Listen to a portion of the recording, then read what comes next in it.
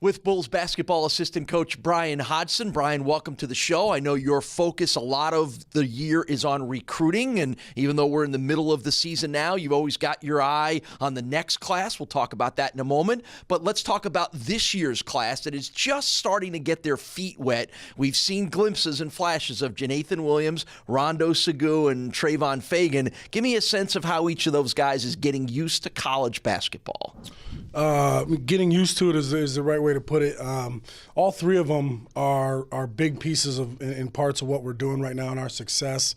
All three of them came with a humble approach. I mean, you take Rondo and JEENATHAN, we're two, ESPN four-star kids coming in here, and to come in and accept their role off the bench, that's huge. Most of the time those guys walk into programs and play heavy minutes, but both of them are giving us a huge spark. JEENATHAN was unbelievable in the Southern Illinois game, and Trayvon, he's one of our most reliable guys. We can expect on him to give us good, legitimate minutes. I think Bulls fans have already seen flashes of the athletic ability and talent of JEENATHAN Williams, even in the limited minutes, even in the limited statistics, but there are a few times when you go, okay, now I understand what everybody's talking about. Yeah, and he's JEENATHAN's he's going to start. It's going to start happening real quick for him.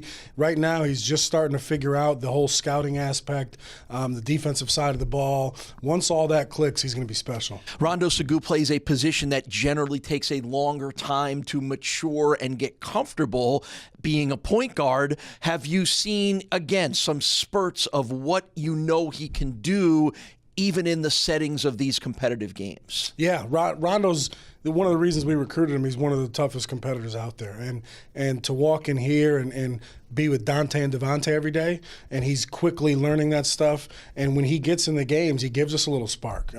He's solid on the ball defensively, and then offensively, he's came up with some big baskets for us. You're getting great play in the post from Montel McRae, but when he needs a little bit of a break, we've seen FAGAN be that guy, and we've a couple nice dunks already from him. Is that what you envisioned for his role when you recruited him? Yeah, Trey, we got Trey. He's only a sophomore, so he was a qualifier at a junior college, so he's still figuring things out. Again, with him, right now he's accepted his role playing behind Montel and Nick, and once it really starts to click, Trey's going to be special. All right, let's talk about next year's group. It just had signing day recently, which means you've got 3 new players all locked in for next year, including one that comes from your hometown. Tell us about how long you have known James Rojas from Jamestown and how long your relationship goes back with him. You know what? So I taught James's younger brother at school in Jamestown when I was an assistant at Jamestown Community College. So I've known the family for 10 years. I watched them through high school. They came up to team camp. My high school coach, called me and said, "Hey, I want you to take a look at this kid." And we all watched him as a staff, and I was shocked, his development from the time when I knew him to when we saw him as going into his senior year of high school. And at that point, we knew he could play for us. 6'7" forward who was first-team All-Western New York in 2017 when he averaged 27 points and 11 rebounds at Jamestown, was going to Hutchinson Community College, where he's playing now, the best thing for him? Yeah, it was. Hutch is one of the top junior colleges in the country. They play on a national stage, and for him, it was about going there and playing against that level of competition and just learning the game so he could have a smoother transition to the Division I level. One of the other recruits coming in is a 6'5" wing player, guard forward from Houston, Texas, named DUREY CADWELL. He's playing at Daytona State Junior College in Florida. Tell everybody about DUREY. I think really, Durey's kind of the steal here in this class. Everybody knew about Andre and James a little bit. Durey's a freshman qualifier out of Houston, so we signed him before he ever even played a game at Daytona State.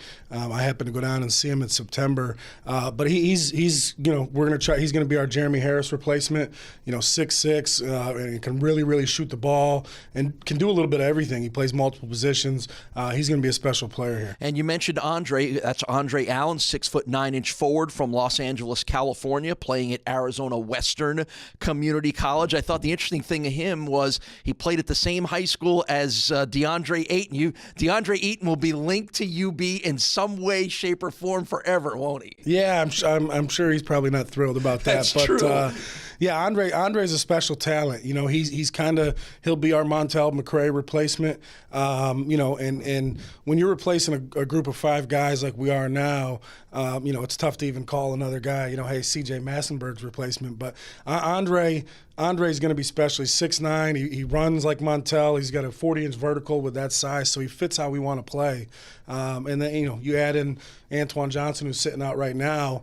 Antoine would be a replacement for CJ, and I think that Antoine's going to be a surprise to all UB fans. I mean, he's special and kind of can walk right into that spot. Yeah, well, again, there's great players are here now, but they'll be leaving, and there'll be some panic about that. But it sounds like you've got the right pieces in place for all of this winning to continue next year. Yeah, I hope so. We've still got 2 more scholarships.